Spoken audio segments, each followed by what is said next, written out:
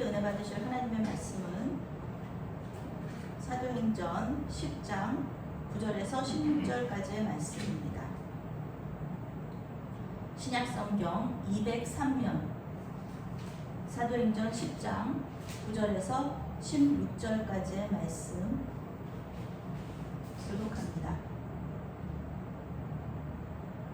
이튿날 그들이 길을 가다가 그 성에 가까이 갔을 그때에 베드로가 기도하려고 지붕에 올라가니 그 시각은 제6시더라.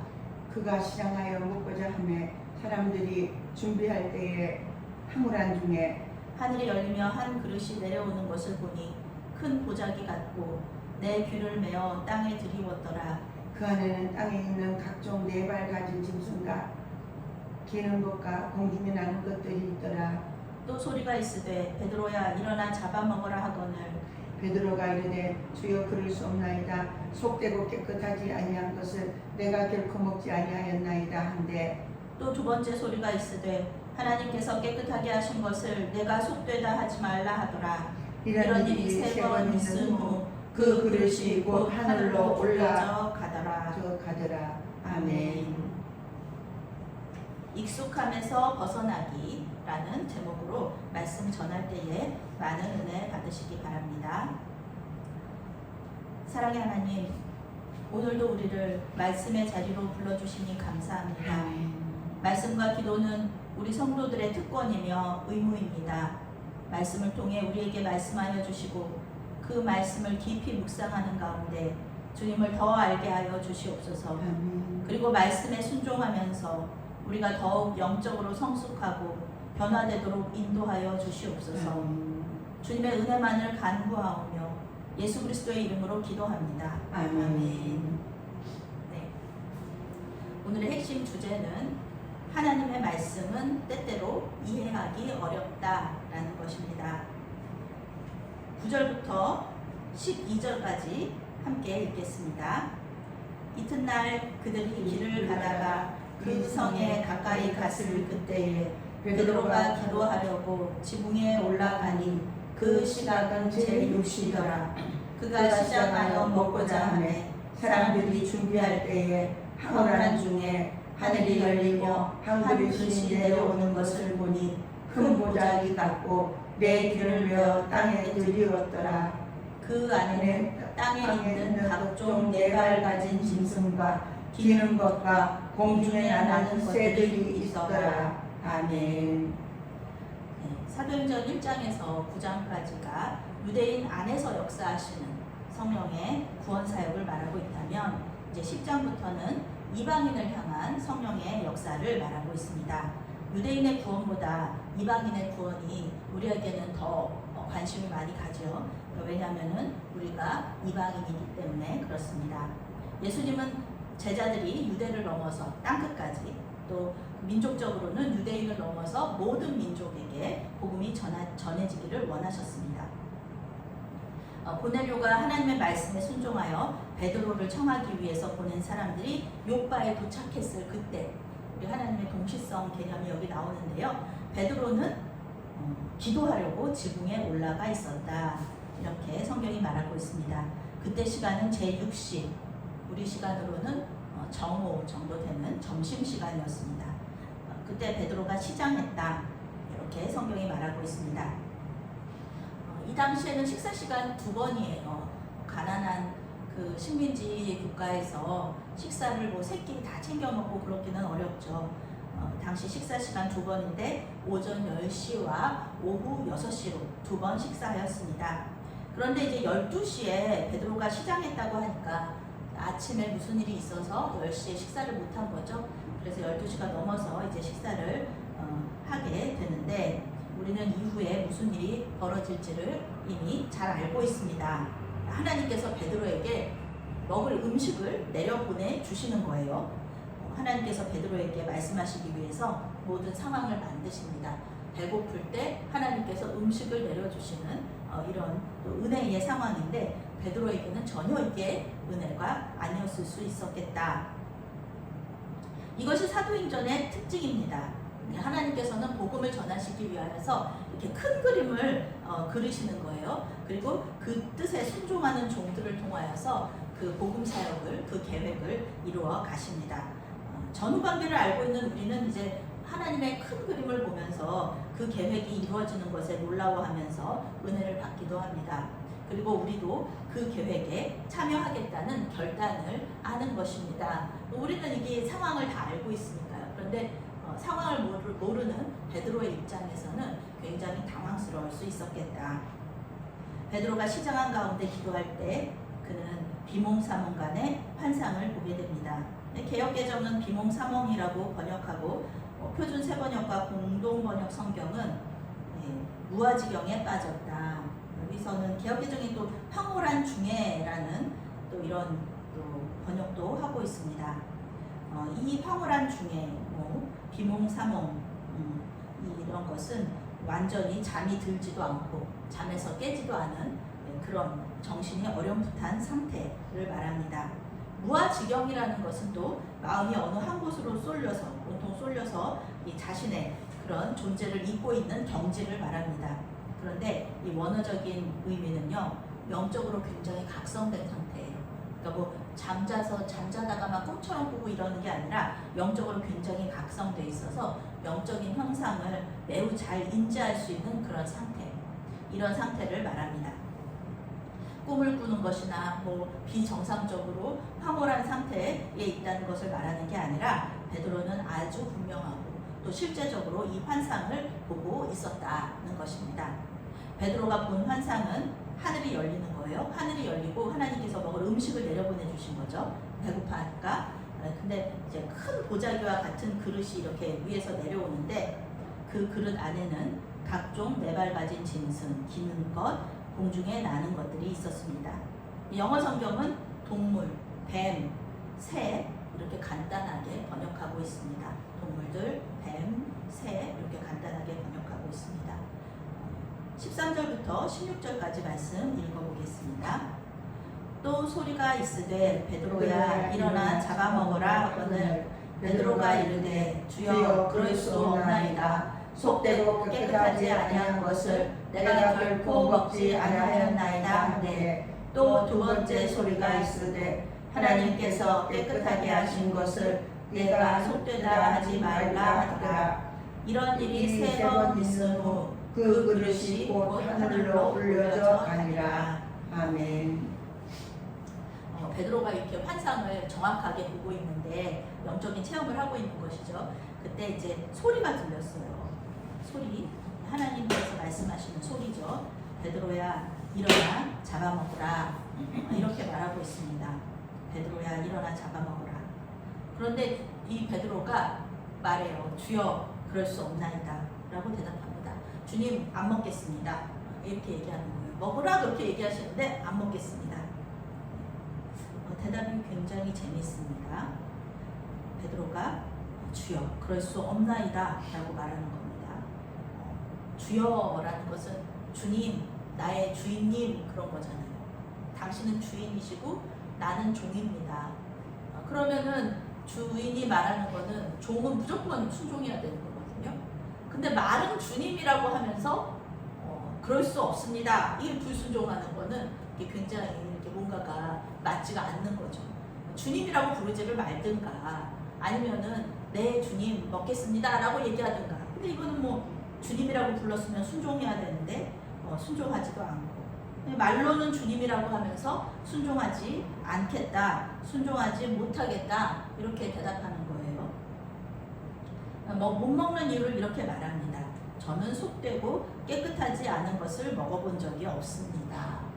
베드로가 굉장히 유대인 같은 유대인이었어요. 굉장히 예수님 잘 따라다니고 또 훌륭한 제자였다. 그래서 예수님의 말씀에 되게 순종하였다 그렇게 생각하지만 오늘 말씀에 보면은 유대인의 정결법 중에서도 음식법을 굉장히 잘 따르는 사람이었다는 것을 알 수 있습니다.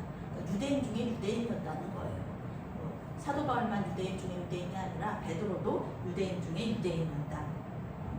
레위기 11장에 아주 잘 나와 있죠. 이 음식법에 대해서 먹을 수 있는 것, 먹을 수 없는 것을 딱 나눠놨어요. 부정하다, 정하다 이렇게 얘기하면서 나와 있습니다. 하나님은 이스라엘 백성들에게 먹어야 할 것과 먹지 말아야 할 것을 알려주셨습니다. 근데 여기서 먹지 말아야 할 것, 이것은 우상 숭배와 관련이 있어요. 그때 당시에 우상을 숭배하던 민족들이 이런 음식들을 먹었었어요. 그러니까 이제 하나님께서는 그 음식을 불결하다, 먹지 말아라 이렇게 말씀하셨던 거죠. 그런데 이제 예수님께서 이 세상에 오셨잖아요. 그리고 십자가에서 죽으심으로 이 정결법은 폐지되었습니다. 예수님께서는 마가복음 7장 19절에서 이렇게 말씀하시죠. 모든 음식물을 깨끗하다. 입으로 들어가는 게 더러운 게 아니라 입에서 나오는 게 더럽다. 이렇게 말씀하시면서 모든 음식은 먹기에 적합하다라고 이렇게 선포를 하세요. 예수님을 믿는 사람들에게 음식이 더 이상 예수님을 더럽힐 수가 이 사람을 더럽힐 수가 없다는 거죠. 예수님을 믿는 사람이라면, 예수님을 모신 사람이라면 어떤 음식을 먹어도 더럽혀지지 않는다라는 겁니다. 예수님께서 이 말씀을 하실 때 베드로는 분명히 그 자리에 있었을 것입니다. 그럼에도 불구하고 아직까지도 베드로는 이 음식법을 지키고 있는 거예요. 이게 습관이 무서운 거죠. 익숙한 게 무서운 겁니다. 태어나면서부터 지금까지 베드로는 이 음식법을 지켰어요. 예수님께서 이 말씀하시는 걸 들었으면서도 그것을 이해했으면서도 무슨 말씀인지 알았으면서도 이 음식법을 계속 지키고 있었다는 겁니다. 이게 단순히 음식법에 관한 거래요. 우리도 편식하잖아요. 편식하는 사람도 있잖아요. 음식법에 관한 것이라면은 큰 문제가 없을 수도 있습니다. 뭐 오징어 먹을 수도 있고 오징어 못 먹을 수도 있고 또 순대 먹을 수도 있고 순대 못 먹을 수도 있고 그런 거죠. 그런데 이 음식법이라는 거는 구별되는 거예요. 이스라엘 백성들을 이방 민족과 그리고 유대인으로 딱 구별시키는 겁니다. 하나님을 믿는 야훼 신앙을 가지고 있는 사람들과 우상 숭배하는 사람을 구별하는 거예요. 할례와 비슷해요. 할례와 같이 유대인의 정체성을 말해주는 것이었습니다. 이때 유대는 로마의 지배를 받고 있었기 때문에 종교적인 핍박이 심했습니다. 지난주에 우리 순교자 기념주의를 지켰는데 종교적인 핍박이 심했습니다. 로마 당국은 유대 나라를 통제하기 위해서 종교를 장악하려고 해요. 보통 그렇게 하잖아요. 종교를 장악해서 그 나라를 통치하려고. 일제강점기 때도 우리나라 그렇게 그 기독교를 핍박했던 게 일제가 핍박했던 게 그 이유잖아요. 우리나라를 더 통제하고 더 수탈하고 그러기 위해서 돼지고기를 먹게 하고 하나님께만 올릴 수 있는 향을 로마 황제를 위해서 사르고 이방인과 결혼하게 하고 이런 모든 것들이 유대인으로서의 정체성과 야훼 신앙을 포기하도록 압력을 가하고 있었습니다. 그래서 이제 음식법에 따라서 음식을 먹는다. 이거는 신앙 고백이에요. 내가 하나님을 잘 믿는다는 신앙 고백이었어요. 단순히 음식법이 아니라. 그래서 베드로는 하나님께서 자기 믿음을 시험하시는가 생각했을 수도 있어요. 그러네 베드로는 이제 전혀 잘못 생각하고 있었죠. 하나님은 믿음을 시험하시는 게 아니에요. 믿음을 시험하시는 게 아니라 이방인의 구원 문제를 이야기하고 계셨습니다. 음식법이라는 건요, 이 이방인의 구원 문제에 있어서 큰 벽이에요. 나중에 이제 사도 바울도 얘기하잖아요. 이방 우상에게 그 바쳤던 음식을 먹을 수 있느냐, 그 고기를 먹을 수 있느냐 없느냐 가지고 교회에서 막 분란이 일어났었잖아요. 그런 것처럼 하나님 앞에서 유대인과 이방인은 같은 거예요. 그런데 같은 자리에 있어요. 예수님은 가이사랴에서 자신이 유대인과 이방인을 연결하는 모퉁이 돌이라고 말씀하셨어요. 유대인과 이방인이 이렇게 벽으로 해서 교회가 세워지는 거예요. 같이 교회가 세워져요. 유대인과 이방인은 예수님 안에서 평등합니다. 유대인과 이방인이 모두 하나님을 믿는 믿음으로 구원받는 것, 이것이 하나님의 구원 계획입니다. 그런데 유대인들은 이방인의 이 구원 계획에 있어서 한 단계를 더 추가합니다. 유대인들이 하나님께서는 그냥 예수님만 믿으면 구원받는다고 얘기했는데 유대인들은 이렇게 얘기하는 거예요. 이방인들, 너네들 로마 사람들, 너네 구원받으려면 예수님 믿고 구원받으려면 너네들 예수님만 믿는 거 가지고는 부족해. 너네들은 유대인이 돼야 돼. 먼저 유대인이 돼야 돼. 그리고 예수님을 믿으면은 구원을 받아. 그러면서 유대인이 되어야 된다. 그 원칙이 뭐냐 하면은 할례도 받아야 되고요. 음식법도 지켜야 되는 거예요. 유대인만이 구원을 받을 수 있다라고 이 사람들 잘못 생각하고 있었기 때문에 너네가 구원을 받으려면 먼저 유대인이 돼야 돼 라고 얘기한 거죠. 그러니까 바울은 이러한 잘못된 이방인 구원론과 치열하게 싸웠습니다. 예루살렘 교회 지도자들과 바울은 이 할례 문제 그리고 음식법 문제 가지고 아주 첨예하게 대립했는데요. 그 뒤에는 이러한 구원론에 대한 이런 신학적인 차이가 있었습니다. 베드로도 이러한 이방인 구원론에서 자유롭지 못했습니다. 만약에 하나님께서 이러한 환상을 보여주지 않으셨다면요, 고넬료의 집에 가지 않았을 거예요. 왜냐하면 고넬료는 이방인이잖아요. 이방인의 집에 가가지고 이방인하고 같이 음식을 먹는다? 그럴 수 없어요. 왜냐하면 더럽혀지니까. 이방인이 음식한 거, 또 이방인의 음식은 뭐 돼지고기도 먹고 로마 사람들은 돼지고기 먹잖아요. 이 유대인들은 안 먹는데, 그래서 이 유대에서 돼지를 그렇게 키우고 막 그래서 귀신들이 돼지한테로 들어가고 그랬거든요. 왜냐하면 이 유대인들은 돼지 안 먹지만 로마 사람들이 먹기 때문에. 고넬료는 유대인이 아니기 때문에 음식법을 지키지 않았을 것이고 그들과 함께 음식을 먹는다는 것은 자신을 더럽히는 일이 될 것이었습니다. 그러나 하나님께서는 이러한 제자들의 잘못된 이방인 구원론을 고쳐주려고 하신 거예요. 아니다. 베드로에게 말씀하신 거예요. 하나님, 내가 깨끗하게 한 거야. 내가 깨끗하다고 말해. 그런데 너희가 왜 더럽다고 얘기하느냐. 왜 이방인들이 유대인 안 돼도 예수님만 믿으면 구원 받는데 왜 너희가 그거를 더럽다고 얘기하는 거냐. 하나님께서 예수님의 보혈로 깨끗하게 된 사람은 음식을 뭘 먹든지 간에 더럽게 만들 수 없다. 이렇게 말씀하시는 거예요. 그런데 이 습관이랑 가치관이 굉장히 무서워요. 성경은 이런 일이 3번 있었다라고 말합니다. 마지막까지 베드로가 먹겠습니다라는 대답을 안 했다는 거예요. 만약에 먹겠다라는 대답을 했으면 성경에 썼겠죠. 그런데 이런 일이 3번 있은 후에 이 그릇이 위로 올라갔다. 성경이 말하고 있어요. 베드로는 3번이나 주님의 말씀에 불순종한 거예요. 거절한 거예요. 오늘 하나님은 베드로에게 주님의 보혈로 깨끗해진 음식을 먹으라 이렇게 말씀하셨지만 베드로는 거절합니다. 그런데 우리가 베드로의 모습을 보면서 그를 정죄할 수가 없어요. 왜냐하면 베드로의 모습이 우리의 모습이기 때문에 그렇습니다. 때때로 우리는 우리의 뜻과 다른 말씀을 하시는 하나님과 씨름을 할 때가 있어요. 우리 생각에는 정말 아닌 거거든요. 우리 생각에는 정말 아니에요. 하나님 정말 그건 아니잖아요. 막 이렇게 얘기하는 거죠. 하나님께서 우리에게 익숙한 것이 잘못됐다. 고쳐주시려고 이제 말씀하실 때 우리는 회개하기보다는 하나님과 논쟁하는 것을 택합니다. 하나님께서 이렇게 말씀하시고 이게 맞아 라고 얘기하실 때 아니에요 하나님 이게 어떻게 맞아요 이게 맞죠 이렇게 얘기하면서 논쟁할 때가 있어요. 그런데 하나님께서는 항상 옳으세요. 항상 옳습니다. 우리에게 언제나 잘해주신다 이렇게 말한다. 말은 그렇게 해요. 그런데 정작 하나님께서 아니다 고쳐라 이렇게 말씀하시면은 싫습니다 못합니다 이렇게 불순종하죠. 주님 이렇게 부르면서 불순종해요.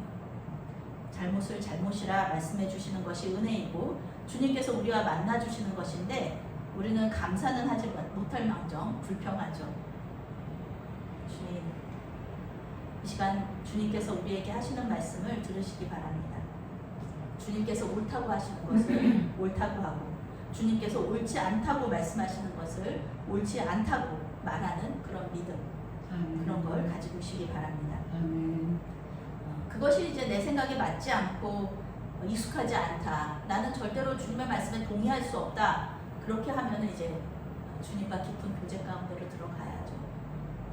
우리한테 하나님 이해되게 도와주세요. 하나님 저는 정말 동의할 수가 없는데 하나님 도와주세요. 분명히 하나님께서 이렇게 고치라고 말씀하시는 것은 하나님의 뜻이 있으신데 주님 그 뜻을 알 수 있도록 도와주세요. 그래서 그 깊은 교제 가운데 묵상하면서 이해를 구해야 될 것입니다. 단언하건대 깊은 묵상 가운데 우리는 주님 그렇군요. 주님 말씀이 옳습니다. 네 주님 이제 이해가 되었습니다. 라고 동의할 수밖에 없을 것입니다. 주님은 무소부재하시고 전지전능하신 분이시잖아요. 과거, 현재, 미래를 한 번에 다 보시는 분이시잖아요. 그러니까 우리가 아무리 지혜로워도요, 하나님보다 지혜로울 수 없고요. 우리가 아무리 많은 변수들을 다 계산한다고 해도 하나님보다 더 잘 계산할 수는 없다. 우리가 아무리 사람을 사랑한다고 해도요, 그 사람을 만드시고 그 사람을 위해서 죽으신 그 예수님의 사랑보다 그 사람을 더 사랑할 수 없습니다. 그러니 여러분, 하나님께서 우리에게 말씀하신다면 고쳐라, 그거 잘못됐다 라고 말씀하신다면 그 말씀이 우리에게 익숙하지 않은 것일지라도, 특히 익숙하지 않을수록 우리는 더 순종해야 될 것입니다. 그것이 우리에게 유익이라는 것을 믿고 그분의 말씀에 동의하시는 저와 여러분이 되시기를 바라겠습니다. 아멘. 사랑의 하나님, 이 시간에 우리를 부르시고 만나주시니 감사합니다. 우리의 뜻과 우리의 생각을 이 시간 주님 앞에 올려드립니다.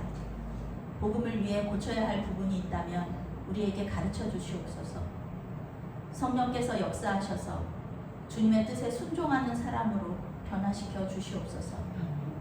특별히 이 시간에 또 복음을 위해 위험한 나라에서 사역을 감당하시는 선교사님들이 있습니다.